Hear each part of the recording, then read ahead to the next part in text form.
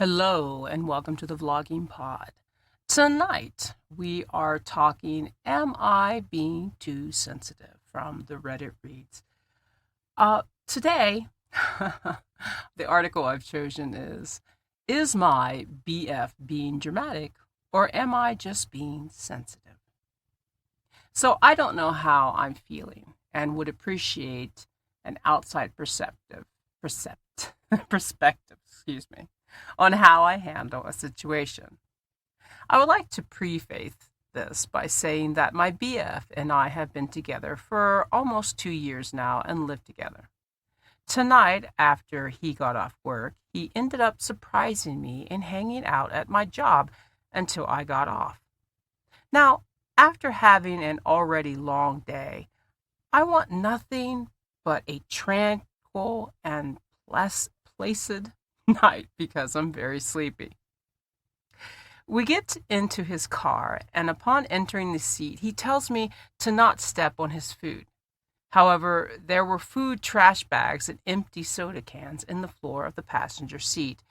Because I got tired of seeing the trash and with barely any room for me to comfortably sit, I simply pick it up and throw it away. BF tells me not to worry about it, but I couldn't stand the fact that it's been in there for at least a week now.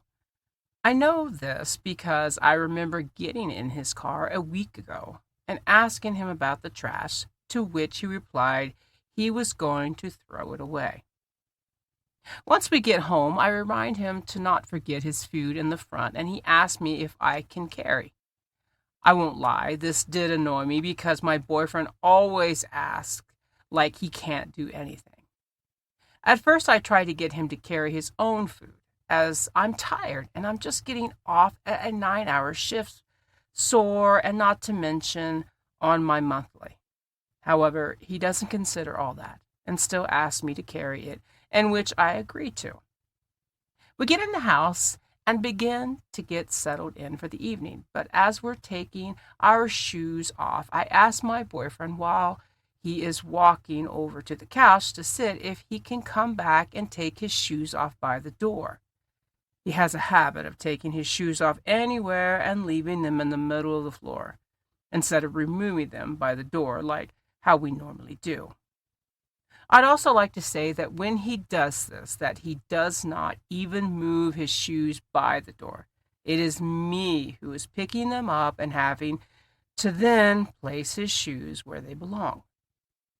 Today, I just didn't feel like it, and I wanted him to do it on his own because once he's comfortable, he acts like he can't do anything, and I always have to tell him something while he's in the act of doing it, or he'll just forget. I have many examples of this, from having to tell him to close the refrigerator door behind himself or close the cupboards after grabbing a dish. It's just exhausting. And I wasn't in the mood to have to clean up behind him. Anyways, after this, I go on to getting out of my work clothes when I notice that my boyfriend's dirty clothes were just thrown on the bathroom shelf. As you can probably guess, this is not where his dirty clothes belong. I did notice they were there this morning, but since he leaves for work before me, I did not have a chance to let him know. Therefore, I thought I could just let him know to make sure he's putting his things where they belong. But in my boyfriend's defense, his dirty clothes hamper is currently being occupied by his clean clothes that have been folded up since Monday. Why he has not folded or hung them up, that I do not know, to which I asked him if he could put his clothes up tomorrow, which would be free up the hamper so he could then throw his dirty clothes back in there. His answer to me was, hopefully. Wow, this is already irritating me. All right, back to it. I ask what hopefully means because I wasn't sure what could be preventing him from putting his clothes up, to which he responds back to me saying that in God's will, he can hopefully put his clothes back up. At this point, I become annoyed because not only do I sense sarcasm in his response, but do not appreciate him using the Lord's name in vain. When pointing this out to him, he lets me know that I'm being disrespectful to his religion. This began to confuse me because I did not say anything about his religion. My point wasn't to disrespect his religion, but more so how he is trying to use God's will and favor as an excuse for him to not do a simple task as he's incapable of doing it. He goes on further to say that it's God's will if he can be capable of performing this task or doing anything for that matter, because anything could happen and he could die of a heart attack tomorrow. What? Like, what are you talking about right now? So now I'm even further annoyed because this is another tactic that my boyfriend is using to make it seem like anything I ask him to do is of an inconvenience. On top of that, that he's resorting to extreme measures of invalidating how I feel when it comes to the state of our home. Mind you, all I wanted was for him to just acknowledge the fact that the mess he's leaving in the bathroom is preventable. If he just put the clothes up, that's he's storing in his hamper that has been sitting there for over a week now. And it's turned into a situation to where he thinks I'm being disrespectful and insulting him because I'm asking this of him, whilst also asking to not bring such dramatic measures into the situation that has no correlation. God's will or favor has nothing to do with the fact that his clean laundry has not been put up, in which it's causing him to leave his dirty laundry any and everywhere around our apartment. I feel like I was just gaslit into a situation, and OFC, it escalated into an argument to which my BF then tries to condemn me because I'm angry that he is not listening to me. And now the fact that I'm angry takes away from my initial point, and all he can focus on is the way I'm reacting to the situation. I guess I'd just like to know, was my anger justified, or was I just simply being too sensitive and possibly projecting since I had a long day at work? I don't laugh at the situation because I honestly know how frustrating this can be. And this is from me, Ari, speaking. I have 32 years of marriage, and not that my husband doesn't clean up after himself, but there are things in which him and I see differently. And I could elaborate on some things, but I don't know how far I could get without being in a personal argument with him myself.